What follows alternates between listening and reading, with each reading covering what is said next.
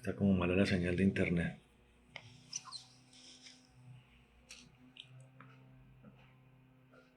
Bienvenidos al tiempo de enseñanza de los días viernes. Vamos a orar en este momento y a disponernos para el tiempo de la palabra. Amén. Bueno, Padre, en el nombre de Jesús de Nazaret, nosotros en esta hora, Señor, te alabamos. Nosotros te bendecimos, Dios, en esta tarde. Te damos gracias, Dios, por este día, Señor, que tú nos has dado, Señor, donde tu misericordia se ha extendido para con nosotros. Estamos agradecidos, Dios, y le damos acción de gracias por la vida eterna, Señor. Y le damos acción de gracias por tu bondad y cómo en medio de esa bondad, toda benignidad, Señor, y toda dádiva, como dice tu palabra, lo mejor, quieres lo mejor para nosotros, Señor. Estás dispuesto a darnos lo mejor para nosotros, tus hijos, Señor. Lo más beneficioso, Señor. Lo más necesario, Señor, y lleno de amor, Señor. Quieres otorgárnoslo. Te damos gracias por esto. Y por esta oportunidad que nos da, Señor, de escuchar tu palabra. Esta oportunidad que nos da, Señor, de encontrar secretos espirituales, sumergirnos en ellos, Señor, y tener la oportunidad de ponerlos en práctica, tener la oportunidad de enriquecer, Señor, nuestro espíritu, de nutrir, Señor, maravilloso, amamos todo criterio para nuestro crecimiento y para nuestro caminar bienaventurado, Señor. Hoy en el nombre de Jesús, nosotros te decimos gracias, Dios, y pedimos, Señor, que el Espíritu Santo, Señor, esté llenándonos en esta tarde. Esté llenándonos, bendito Señor, inundándonos de tu poder, Señor. Y una palabra, Señor, extraordinaria y poderosa también, Señor, para que se quede grabada allí, Señor, y como si lo pusimos y clamamos y gemimos por esto, Señor. Que sea nutritiva, Señor, que sea bastante provechosa. Maravilloso Dios, para consolidarnos, para establecernos. Amado Señor, no permitas que nos desviemos, sino que nos mantengamos en la verdad y en el fuego de la verdad. Te damos gracias, te alabamos y te bendecimos en el nombre de Jesús y te glorificamos, Dios maravilloso. Señor, nosotros reprendemos todo lo que no es tuyo. Señor, todo error, confusión, lo deshacemos, lo desbaratamos y accedemos a lo real, Señor, y a lo diáfano que viene de ti en el nombre de Jesús. Para tu gloria y honra, Señor. Gracias, Dios. Amén. Bueno, mi hermano amado, buenas tardes a ustedes, a todos ustedes. Bienvenidos a este tiempo de enseñanza bíblica del día viernes.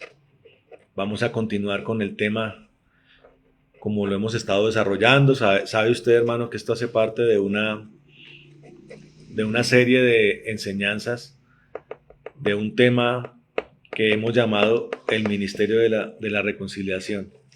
¿Sí? Que es el gran ministerio. El ministerio de ministerios es el ministerio de la reconciliación. Amén. Que tiene como ejemplo y muestra máxima el sacrificio del Señor, nuestro Rey, en la cruz del Calvario, y a partir de allí el Señor ha suministrado y ha dispensado para todos nosotros una labor y un trabajo, hermano, una obra muy específica, que es la que estamos nosotros aprendiendo con el ánimo, hermano, y con la rigurosidad de ponerla en práctica.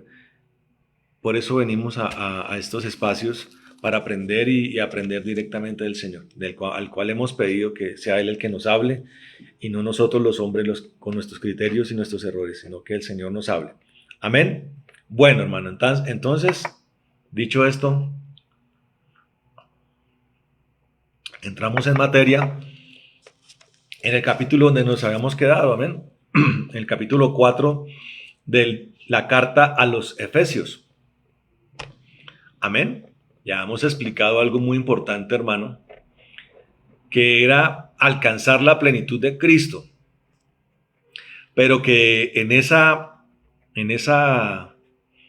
exigencia, en ese compromiso, en ese deber, esa obligación que Dios nos ha demandado de alcanzar la plenitud de Cristo, su deseo es que todos nosotros lo alcancemos, o sea, todo el cuerpo lo alcance. Y hablábamos hace 8 días acerca de cómo el apóstol Pablo establece un escenario inicialmente adverso. ¿Se acuerdan? Que hablábamos acerca de cómo primero se toma una serie se toma un grupo de personas, que pues en el caso del cuerpo de Cristo son millones de personas, con una cantidad de formas de ser, ¿no? Usted tiene que entender, hermano, que el cuerpo de Cristo incorpora al pecador arrepentido, pero al pecador, al que viene de una vida pecaminosa, al que viene de una forma de ser, al que viene de una cultura específica, al que viene de una idiosincrasia. Y se toma ese cuerpo que no es uniforme, y con el poder de Dios y de la palabra, el objetivo es alcanzar un cuerpo uniforme. ¿Uniforme en qué sentido? En que en uniformidad se adquiera la plenitud de Cristo, como lo dice el versículo 13 del capítulo. Dice allí, a la medida, al final, de la estatura de la plenitud de Cristo, que es lo que se conoce bíblicamente como el varón perfecto, como Cristo. Y nos dice el apóstol Pablo que el secreto para alcanzar eso es que no dejemos a nadie atrás, porque decíamos hace 8 días que hay personas que son precoces en la vida cristiana y hay otras que son un poco letárgicas, pero que con amor y soportándonos en paciencia unos a los otros logremos que todos alcancen esa medida y esa envergadura. Y hacemos énfasis acerca del amor, entendiendo lo que es el amor. Y en medio de todo este estudio, siempre me hacía eco en mi corazón una característica del amor de 1 Corintios 13, y es que el verdadero amor no busca lo suyo. Siempre se habla de que el verdadero amor no es jactancioso ni se envanece, ¿sí? Pero hay una característica, hermano, que dice no busca lo suyo. No busca lo suyo, tanto lo que es antagónico al amor, que es el pecado y la maldad, pero también no busca lo suyo dentro del marco de lo que podríamos considerar la bondad. ¿A qué me refiero? A que dentro del cuerpo de Cristo nadie debe buscar su propio beneficio, que me parece a mí, hermano, que es una de las grandes deficiencias del pueblo cristiano. Un pueblo que alaba, claro, que se congrega, que lee la palabra, que tiene una serie de itinerarios donde se ejercitan en el amor, donde se sirve al Señor, pero en muchos aspectos y en muchas circunstancias uno detecta que cada persona está construyendo para un plan personal. Y cuando ese plan adquiere esa característica tan individualista, atenta contra esta característica del amor, de no buscar lo suyo, que lo conocemos como el ejercicio del amor, que es la misericordia. La palabra de Dios dice claramente, mi hermano amado, que el Señor pregunta, ¿no? ¿Quién quiere ser grande en el reino de los cielos? Y si nos hiciéramos la pregunta, hermano, seguramente todos diríamos, yo quiero ser grande en el reino de los cielos. Seguramente diríamos, yo quiero un lugar especial en el cielo, yo quiero una casa cerca al Señor, yo quiero poder contemplar la gloria cercana de Dios en el reino de los cielos y disfrutar de todos los mejores beneficios. Pero el Señor dice que la clave está en que el que quiere ser grande en el reino de los cielos tiene que convertirse en el siervo de todos. Y aquí quiero explicar algo porque el énfasis de esta frase tan poderosa, tan necesaria del Señor Jesucristo, tan explicativa, tan consistente, tan contundente, es servir a todos en el marco del amor de Dios para salvación, no en el marco de que yo sirvo a todos en sus concupiscencias, o sirvo a todos en sus caprichos, o sirvo a todos en sus deficiencias, que a veces vemos, hermano, que los pastores desarrollan, sobre todo los pastores que son los que cuidan la grey, son los encargados de cuidar la grey, entran en un desgaste cuidando a un pueblo basado en el capricho del pueblo. Y en el capricho del pueblo no es la forma en que Dios nos manda a pastorear y a servirlo. De hecho, una de las cosas que uno ve, por ejemplo, en el peregrinaje de Israel en el desierto, es un Dios siendo severo con el capricho, siendo severo con la manipulación, siendo severo con la testarudez. Y mucho pastor se frustra, mucho pastor se desgasta porque quiere cuidar a las personas en cada pequeño detalle, quiere estar atento a toda lágrima que el feligrés derrama, quiere estar allí con nariz metida en cada circunstancia de la vida de feligrés, le pone mucha atención a las pequeñeces, le pone mucha atención a las susceptibilidades, y ese no es el amor del Señor. El amor del Señor es el que es capaz de decirle a una persona que no lo va a esperar porque los muertos entierran a sus muertos. Eso se lo dijo el Señor a alguien que se le murió el papá. Ese es el amor. El amor es el que nos guía hacia el camino, hacia la verdad, hacia la concreción de la designación de Dios para nosotros, de manera con celeridad, o sea, dirigiéndonos con prontitud, no con afán, no de manera desesperada, pero sí con prontitud, con celeridad, con precisión, el camino del Señor. Y eso lo va uno aprendiendo como pastor, de que la persona tiene que entender que tiene que madurar, y el pastor no se puede prestar a una inmadurez y a una tibieza indefinida y prolongada. Amén. Yo espero que usted me entienda esto. Soy un pastor que se enfoca en lo importante, hermano.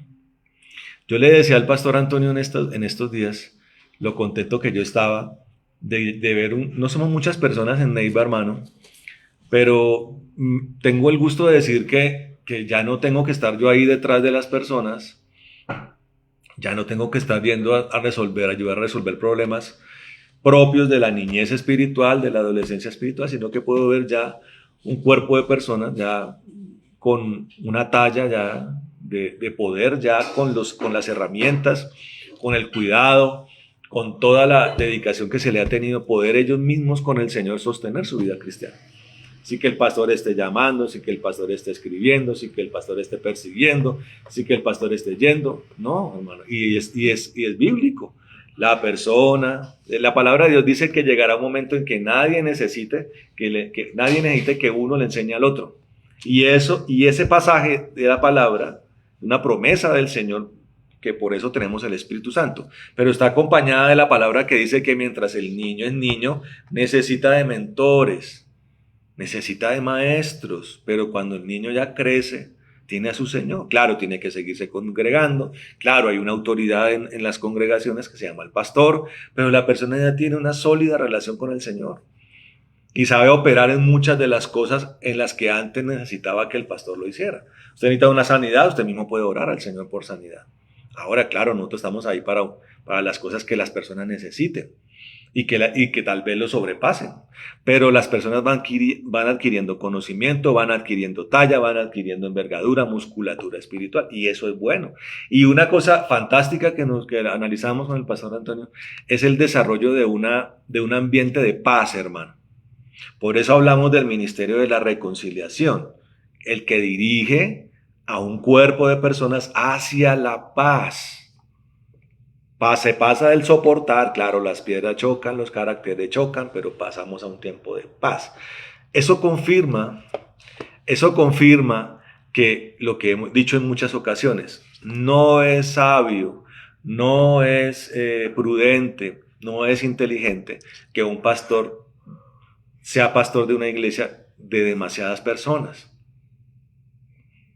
Yo sé que la Biblia no da un número, pero mi experiencia me dice que un pastor no debería ser pastor de más de 80 personas, por mucho 100 personas. Y a partir de ese número se se debe preparar a un cuerpo para que otro pastor con las ovejas nuevas también empiece a ayudar, ojalá en otro lugar, en otra casa, en otro lugar, a pastorear esas personas, con lo que ya ha aprendido, con lo que el pastor le enseñó, en su formación ministerial, vaya y ayude. ¿Por qué, hermano? Porque muchas ovejas hacen que el pastor pierda capacidad de cuidado, pierda perspectiva. Amén. Y por ende, ante estas circunstancias dificultosas, terminan preparándose mediocremente a los cristianos, hermano. Quiero tocar un punto importante porque entendiendo que en ese amor nosotros logramos desarrollar un cuerpo que adquiere plenitud. También yo he dicho, hermano, que esta carta a los Efesios es una carta que está hecha para gente del cuerpo de Cristo. Esto no sería correcto, hermano, predicarle a un impío que es enemigo de Dios con esta carta. De pronto podemos sacar pasajes de la nueva vida en Cristo, de andar en luz, pero estas son palabras para el cuerpo. Cuando se habla de la unidad del Espíritu, se le está hablando a aquel que hace parte del cuerpo de Cristo. Y la misma palabra nos lo confirma. Vamos a mirar, hermano. Espero me tengan un poquito de paciencia porque no traje las gafas. Las dejé allá en la iglesia. Estoy aquí en la casa del hermano César, desde acá estamos transmitiendo. Pero me verá de pronto alejar un poquito la vista, de pronto leer un poco con dificultad porque no tengo las gafas. Entonces dice, ¿dónde está la respuesta a esto? De que esto es para el cuerpo de Cristo. Hemos estado viendo esta evolución del capítulo 4 en la unidad del Espíritu, pero miren lo que dice en el versículo 17, lo que dice el apóstol Pablo y el título que se le dio a esa palabra a partir de ese pasaje. Dice, la nueva vida en Cristo. Amén. No está hablando de plenitud, no está hablando de varón perfecto,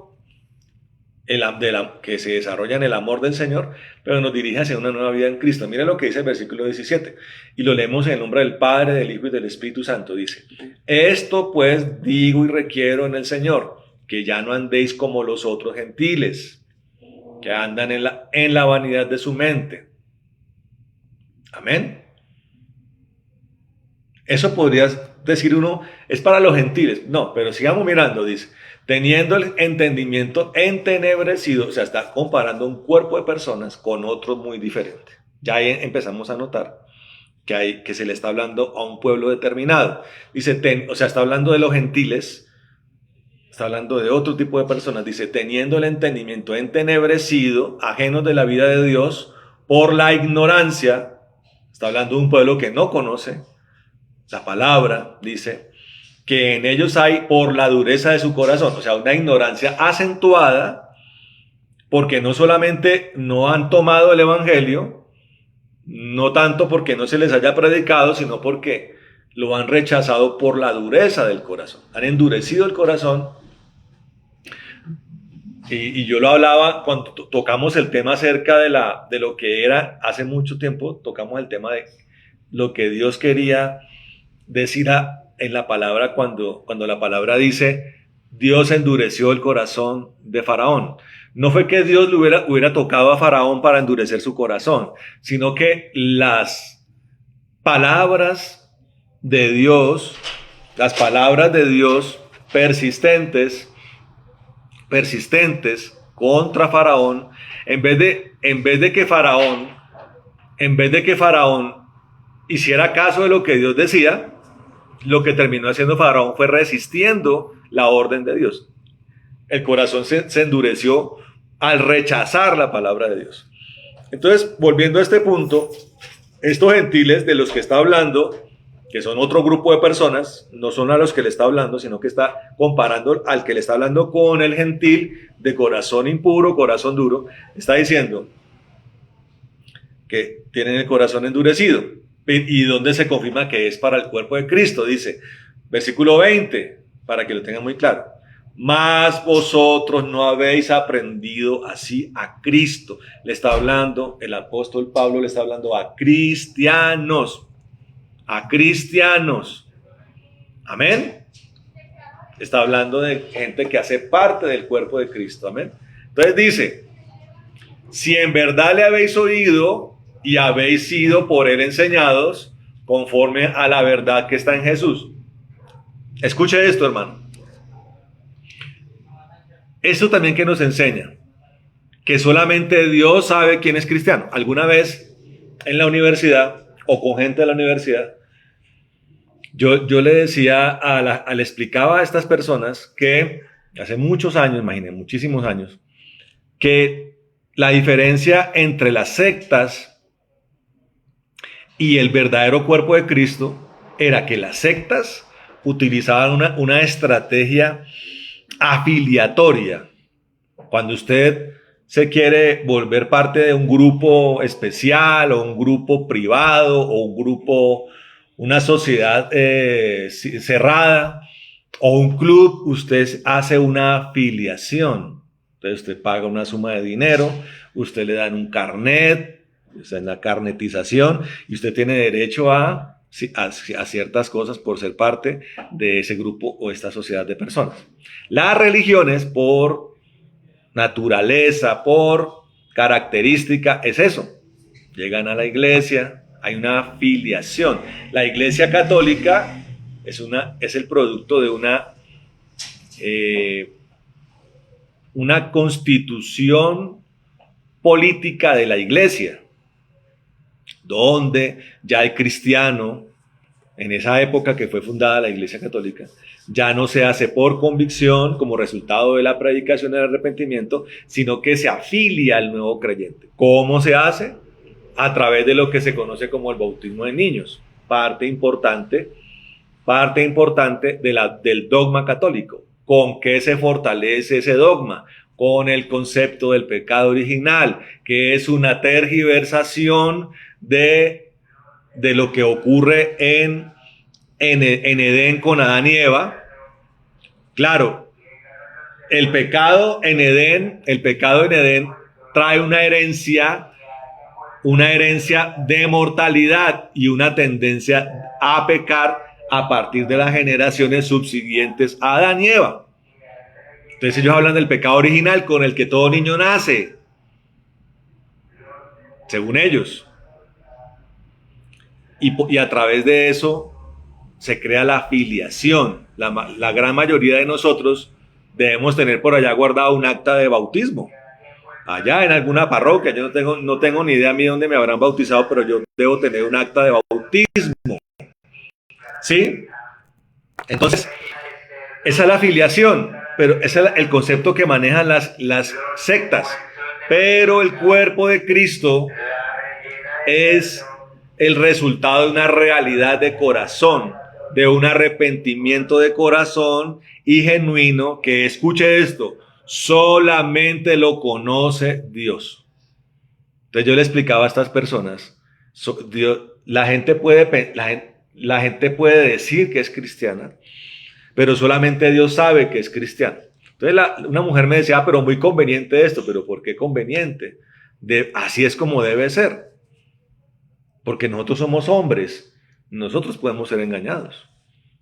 Yo estaba escuchando ahorita en la radio cómo las personas hablan de otras a través de la forma en la que se expresan en público, o cómo dan una mano, o cómo saludan. Y basado en eso dicen, este es un buen tipo, esta es una buena muchacha, por solo cómo saludan, efusivamente, cariñosamente. Y si ese es el criterio para saber quién tiene un corazón correcto o incorrecto, pues nos damos cuenta de lo errados en el discernimiento que están los seres humanos. Está errado. Pero Dios es el que conoce el verdadero corazón arrepentido. Entonces, el apóstol Pablo, coherente con el Señor, coherente con el Espíritu, está hablando de un cuerpo de personas que se supone que son cristianos. Ahora, dentro de de esas personas que se suponen, hay verdaderos cristianos. Pero él lanza estas palabras, primero diciendo más vosotros, o sea, le está hablando a unas personas que han confesado que Cristo es el Señor, ¿correcto? Pero también dice eso en el versículo 20. Pero en el versículo 21 dice, si en verdad le habéis oído, está diciendo, o sea, si usted en verdad, o sea, está diciendo, aquí hay gente que le oyó y seguramente gente gente que dice que ama al Señor, pero realmente no le ha oído. Si en verdad le habéis oído y habéis sido por él enseñados conforme a la verdad que está en Jesús. Eso confirma también lo que el Señor Jesús dice. Se siembra la cizaña y se siembra el trigo. Amén. Escuche esto. En la iglesia, es importante para el pastor y todo su cuerpo ministerial detectar a los que son perros. Los perros deben ser echados fuera de la congregación. ¿Por qué? Porque los perros se comen las ovejas, los lobos se comen las ovejitas. Si usted deja perros en la iglesia, se van a comer las ovejas. Pero cosa diferente es la cizaña. La cizaña, aunque no cree de todo corazón en el Señor, aunque no ha aprendido o no se ha dispuesto a aprender, no representa un mayor daño para el trigo. Y lo voy a explicar desde el mismo ejemplo del Señor. Los que han sembrado trigo saben que hay una pajita que es igualita en su forma al trigo. Que es tan parecida que los aventadores, ¿quiénes son los aventadores? Los que seleccionan las pajitas del trigo, tienen que ventearlas al aire. La que es liviana se la lleva el viento. ¿Por qué es liviana? Porque aunque es pajita, porque aunque se parece al trigo, no tiene semilla, porque es como una malecita, es como una hierbita. Pero el trigo, si tiene semilla, es más pesado y cae al suelo. Entonces la que se lleva el viento la amontonan y la queman. Si bien no representa, escuche esto porque esto es importante, si bien no se debe echar de la iglesia porque no representa un mayor peligro para el trigo, esa persona, ya viendo a la persona, tiene que entender que si no se afianza en su fe, que si no aprende de Cristo correctamente, si no anda en la verdad, un día, si no se convierte en trigo, un día será echada como mano al fuego. Miren esto, para que usted comprenda. Aquí podemos verlo reflejado. El Señor dice, no corten con la hoz porque van a cortar juntamente cizaña y trigo. Déjenla ahí, que en el momento del juicio saldrá a la luz. Saldrá a la luz. Entonces usted deje allí. Entonces los pastores, solamente a lo que es depredador, solamente al perro, tenemos que vigilar para que ni entre, y si entra hay que sacarlo. Amén, hay que sacarlo. Y ahí uno sigue como el apóstol Pablo enseñando la palabra, y cada quien decide si es trigo o es cizaña, ¿correcto? Y por tanto lanza esta palabra a un grupo de personas que son los que hacen parte de una congregación. En este caso particular, hacen parte de una congregación que se llama la Iglesia de Éfeso.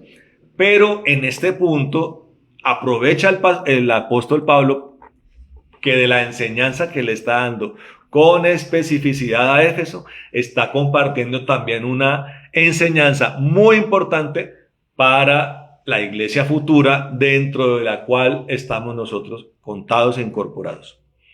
Está hablando el apóstol, y de la misma manera está hablando al que está dentro de una iglesia y está allí por regularidad, está allí por presencia, está allí por constancia, pero unos sí están siendo enseñados o dejándose enseñar, y otros están dispuestos a la verdad. Y lanza allí con más especificación una serie de parámetros para diferenciarnos de ese primer grupo, que es el que el apóstol Pablo llama los gentiles, con el entendimiento entenebrecido, que andan en su ignorancia y en su dureza de corazón. Y comienza a explicar la forma en la que nosotros nos diferenciamos de ellos, haciendo honor a la palabra que dice que el justo cada día sea más justo y el impío cada día más impío. Entonces dice allí, versículo 23, dice, perdón, 22, dice, en cuanto a la pasada manera de vivir, despojaos del viejo hombre, que está viciado conforme a los deseos engañosos. Claro, ya fíjese cómo la diferencia con el tal pecado original, estamos hablando del viejo hombre. Quiero aquí hacer una claridad, ¿no? Para que no haya más confusión en eso. Los niños no hay que bautizarlos porque los niños no son culpables de la herencia de sus padres. La palabra dice en los profetas que cada quien morirá por su pecado. Los padres morirán por su pecado, los hijos por su pecado. Pero ¿cuál es el problema? Que como el niño nace con la tendencia, si no interviene Cristo en este proceso de especialidad en el pecado, el niño se apartará de su inocencia y se convertirá en un hombre antiguo pecador, que es como generalmente la gente llega a Cristo, como un viejo hombre pecador que se la pasa viviendo conforme a sus deseos engañosos, dice la palabra. Dice, despójense de ese viejo hombre. El verdadero arrepentimiento, hermano, es aquel que aborrece al hombre antiguo. Por eso la palabra de Dios dice, no recuerden las cosas pasadas. Sobre todo, lo que está tratando de decir el Señor es no recuerden con jactancia, como una nostalgia, el viejo hombre. No, porque entonces usted lo que está demostrando es que anhela ese viejo hombre y allí no hay arrepentimiento. No hay arrepentimiento. Él está diciendo, despójese de ese viejo hombre. Dice, y renovados en el espíritu de vuestra mente. O sea, la mente tiene que ser renovada porque el pensamiento está entenebrecido, lleno de oscuridad, lleno de tinieblas. Hay que renovarlo. Por eso gran parte del proceso del cristiano que se incorpora al cuerpo es de construir todo criterio que consideraba verdad, de lo terrenal y de lo espiritual. Amén. Lo espiritual se enriquece y adquiere vigor por Cristo. Lo terrenal también debe vivirse en santidad. Amén. Renovamos el espíritu de nuestro entendimiento y nos vestimos de un nuevo hombre. Dice versículo 24, creados según Dios en la justicia y santidad de la verdad. Por eso hay que nacer de nuevo, para nacer en una nueva naturaleza. La antigua naturaleza, la naturaleza que empieza a dirigirse en instinto pecador o concupiscente hacia el pecado. La nueva naturaleza por instinto, por nueva naturaleza, la dirección que toma es hacia lo santo. Amén. Es proclive a lo santo, a lo de Dios. Amén. Dice, y empieza a entrar en más detalle en el versículo 25, dice, por lo cual, desechando la mentira, hablad verdad cada uno con su prójimo, porque somos miembros de los unos de los otros. Comienza a decir, hablen la verdad. La verdad tiene que hacerse parte de nuestra vida. ¿Sí? No puede haber mentira, no puede haber engaño, no puede haber bajo ninguna circunstancia palabra mentirosa en nuestros labios. Dice acá, airaos, pero no pequéis, no se ponga el sol sobre vuestro enojo. Yo mirando este versículo, resulta que el estudio bíblico lo lleva a uno a examinar el Salmo 4, en el versículo 4. Y dice la palabra, asociándolo con que nosotros tenemos que temblar y callar. Y de verdad tiene mucho sentido. ¿Por qué? Porque generalmente lo que hace la persona, la primera fase o la fase más inmediata del airarse o de llenarse de ira es empezar a decir cosas insensatas, hirientes y empezar a hablar lo que no se debe. Hay personas, por ejemplo, que gritan, hay personas, por ejemplo, que insultan, que hieren, otras personas, la ira lo lleva a murmurar, la ira lo lleva a juzgar, a prejuzgar. Entonces dice la palabra, no entra en esto, no le dé lugar a su ira. El Señor entiende que usted es una persona que tiene emociones, que tiene todo un circuito nervioso, que domina su área emocional, mental, y que a veces es afrentada, es violentada o está expuesta a muchos niveles de hostilidad y de estrés, y de pronto eso puede llevarlo a airarse. Hemos enseñado, hermano, que Dios nos da las herramientas para pelear contra eso, que es andar en el Espíritu. Fíjese que aquí cuando hablamos de unidad, cuando hablamos de nueva vida en Cristo, es supremamente esencial, es vital la presencia del Espíritu Santo. ¿Amén? Y por tanto andar en el Espíritu es lo que va a hacer que no nos airemos. Es lo que va a permitir que el nuevo hombre resalte.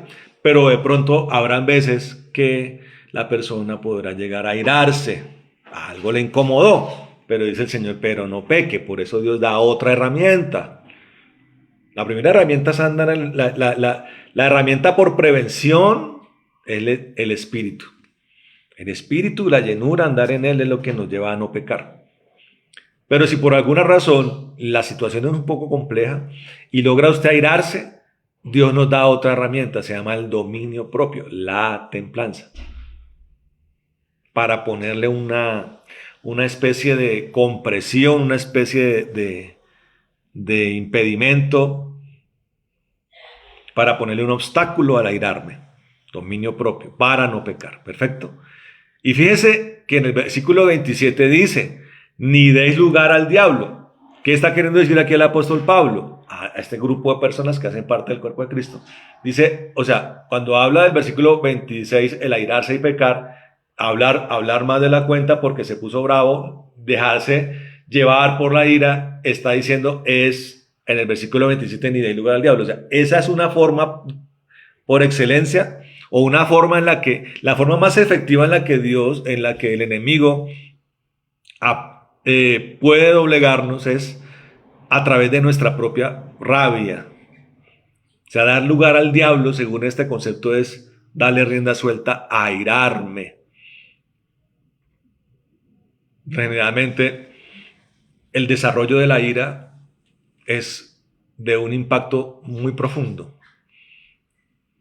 Amén. Destruye matrimonios, destruye relaciones con los hijos, destruye relaciones pastorales y las ovejas. No le demos lugar al diablo en esto, dice. Y dice en el versículo 28, el que hurtaba, no hurte más, no puede. Y eso tenemos que llevarlo a todos los niveles. Obviamente, no podemos limitar al hecho del que roba en la calle o armado roba un celular o un carro, que está muy mal, sino que no robemos ni hurtemos bajo ninguna circunstancia. No seamos engañosos, no evadamos impuestos. Yo quiero decirle algo a usted, hermano. Uno de los pecados más graves que cometió Israel y todos los herederos de Israel, y por el cual la humanidad ha sido tan dura con el pueblo judío, es porque el pueblo judío dio rienda suelta a la usura. Más allá de su idiosincrasia, de su religión, de su costumbre de gueto, de sus costumbres de gueto, aislacionistas, los judíos que causaban molestia en la sociedad antigua, medieval. El gran repudio de la humanidad contra los judíos fue la usura. Y se ganaron un desprecio terrible. Entonces el Señor, viendo esto, por eso el Señor les dice a ellos, les dice, no pueden servir a dos señores. Ya la idolatría, esa idolatría griega, romana, ya ellos la logran eliminar de su vida después del restablecimiento del culto en el templo de Herodes, a través de la victoria de los hermanos macabeos contra los invasores de origen griego, Macedonia, los herederos de la victoria sobre Antíoco Epífanes, que era uno de los herederos de Alejandro Magno. Ellos prenden, recuerden, hay un famoso milagro que es el milagro de, se me olvidó la fiesta esta que celebra más o menos en diciembre los judíos, se me olvidó. ¿El qué? Se me olvidó el nombre de ese, ya tengo en la punta de la lengua. El Hanukkah. El Hanukkah es la conmemoración de cómo se hizo un milagro de que el aceite que era para un día, porque la idea era restablecer inicialmente el fuego en el lugar santo del templo, Por 8 días solo había un poquito de aceite, pero Dios hizo el milagro de que alcanzara para los 8 días y arrancar nuevamente el culto en el templo. En ese punto, toda esa idolatría con la que peleaban los israelitas y los judíos antes de los exilios, tanto para las 10 tribus dispersas que fue el imperio asirio y después Babilonia, después de cómo Dios refrigera el pueblo suyo, ellos vuelven a Jerusalén, después viene la invasión de los herederos de Alejandro Magno y viene una gran batalla que se finiquita con el restablecimiento del culto en el templo en la fiesta de Hanukkah.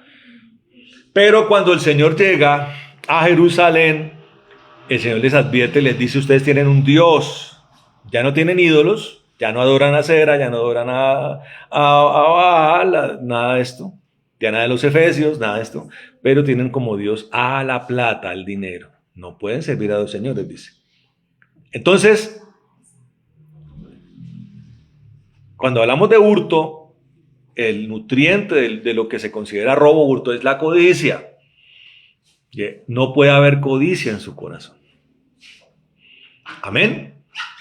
Vamos a ampliar entonces eso. El que codiciaba y hurtaba, no codicie ni hurte más, sino trabaje haciendo con sus manos lo que es bueno para que tenga que compartir con el que padece necesidad. Y aquí usted puede incorporar una serie de cosas que son necesarias, desde aprender unas buenas y saludables finanzas para tener una vida mucho más tranquila y más correcta y mucho más disciplinada en el área financiera.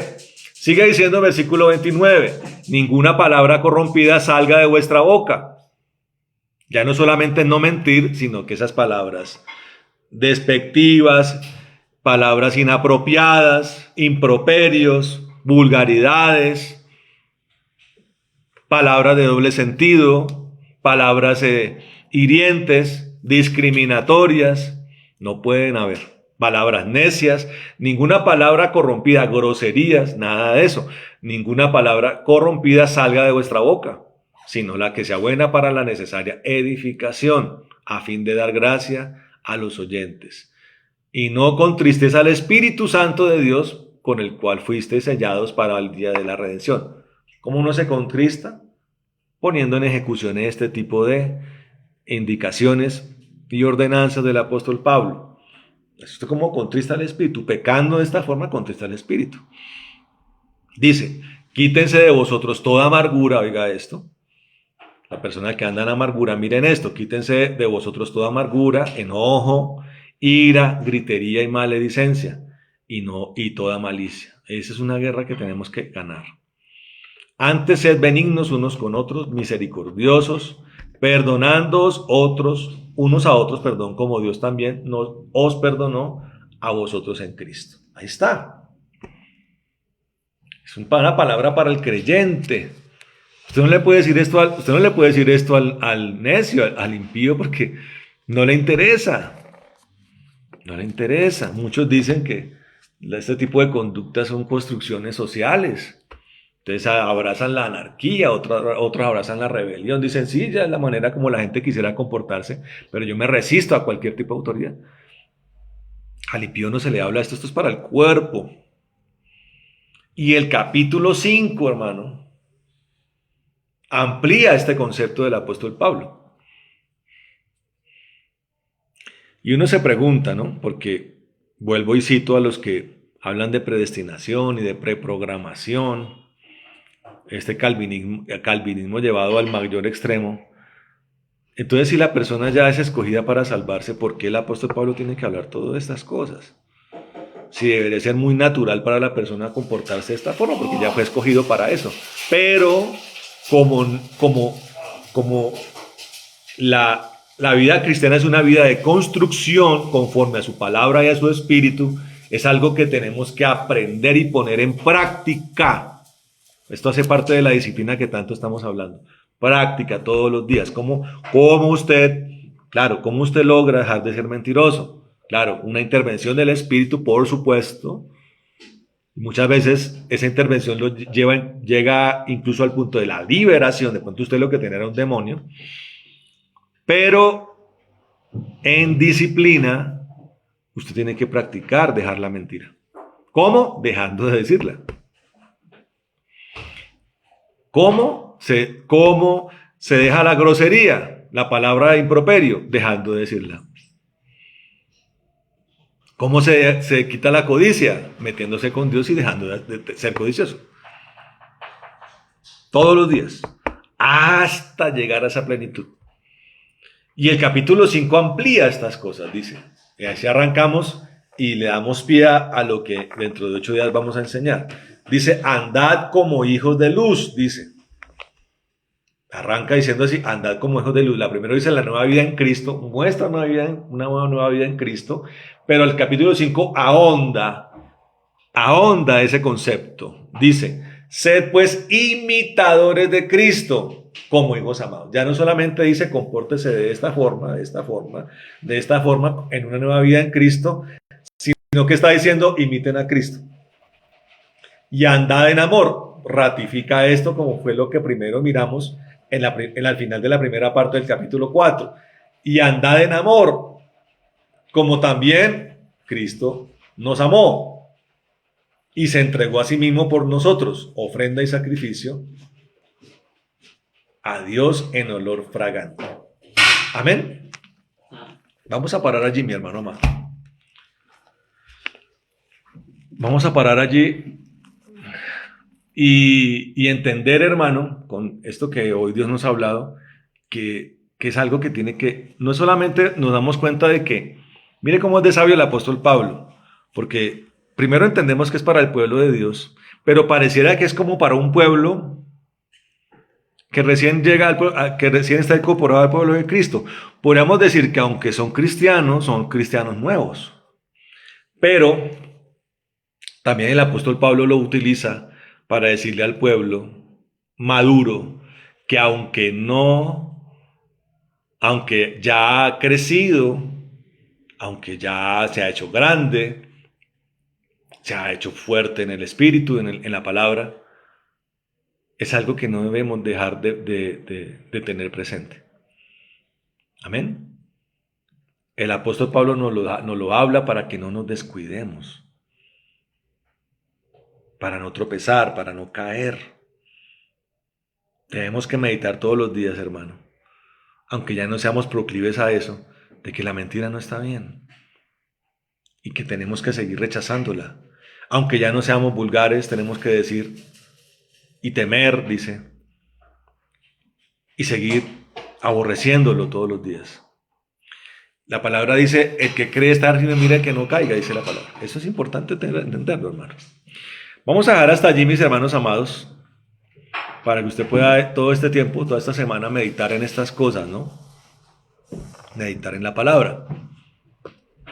Y de ahí abrimos el tema para el próximo viernes. Amén. Vamos a orar, mi hermano amado. Vamos a orar para que el Señor nos ayude en todo esto. Padre bendito, en el nombre de Jesús de Nazaret, nosotros venimos delante de tu presencia.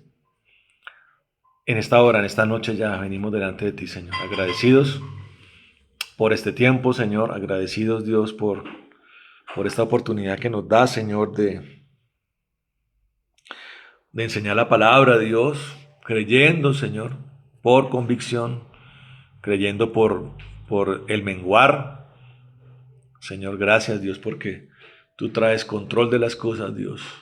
Tú nos ajustas y nos traes paz, Señor, y descanso también, y refrigerio y bálsamo, aún en los momentos que en la vida pueden volverse tensionantes. Gracias por esto y por eso cuando menguamos, Señor, cuando doblegamos nuestra cerviz, Señora, apareces tú, Señor. Entras en el escenario tú y eres el que imparte las cosas. Y como así ha sido, Señor, entonces yo pido, Señor, que esa palabra quede allí, que la meditemos, Señor, que vamos a leerla, vamos a masticarla, Dios, lo que es la unidad, lo que es soportar unos a otros, Señor, lo que es la plenitud, Señor, lo que es el amor, lo que es llegar al varón perfecto, lo que es entender quién es el que sí escucha y el que sí es enseñado y el que no, quién es la cizaña, quién es el trigo, Señor, nosotros qué somos, Señor.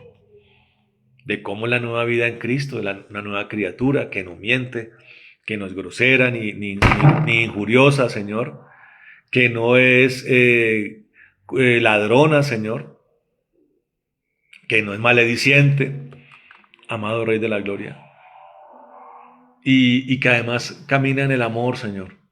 Por eso hoy te damos gracias por esta palabra y pedimos, Señor, que esa palabra quede allí grabada, sembrada en los corazones, Señor, y que en esos corazones dé un fruto respetable, Señor, un fruto que uno lo mire y diga, se sienta uno contento, Señor, de verdad.